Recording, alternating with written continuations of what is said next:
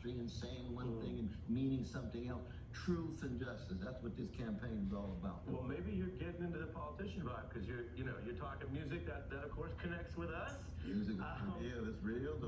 But when you say, okay, let's dismantle the NATO alliance, does that help Putin? How does that help the U.S.? Well, no. First thing it says is I want the United States to be a decent and dignified nation. I don't want the United States to be an empire that other nations have to defer to. So I'm cutting directly against the consensus in Washington. We don't need 800 military units. We don't need to have military expenditures that's more than the next 8 countries combined. We don't have to control the whole world. This is not Alexander the Great. I come out of legacy of Martin Luther King Jr., Rabbi Heschel. What does that mean? Greatness has to do with your service to the least of these. So you're saying you're comfortable. The one thing you hear from both parties is it should be what they call a unipolar world. U.S. should be leading, right? Absolutely. You're saying we could spend less and just be less involved. Could be a multipolar world.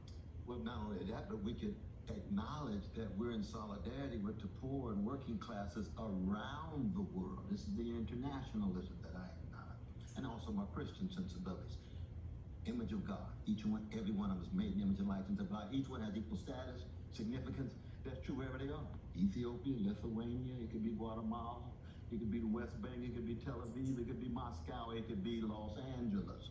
But what we want is a consistency. We'll all fall short. We try again, fell better, as Beckett says. But we can know what the standards are.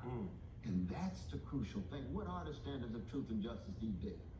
I was looking at your marvelous show today, because I tell you, man, you got a substance and seriousness that a lot of folk don't have, especially in corporate media. So I do salute you.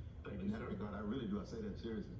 But I think of, how many people really have trust in the legal system anymore? Yeah. So you got Trump throwing people on the one hand, now it's being weaponized.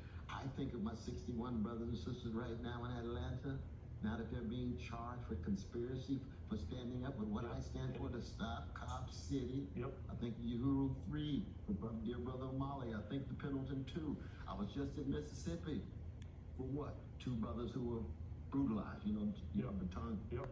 We were talking about my brother Jenkins and brother Park. I was with his blessed mother Mary and brother Malik and brother Trent down there trying to pursue justice.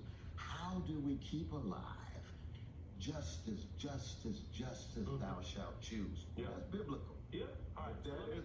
Let me jump. I stand it, brother. If we were at dinner, we could do 2 hours. No, I know.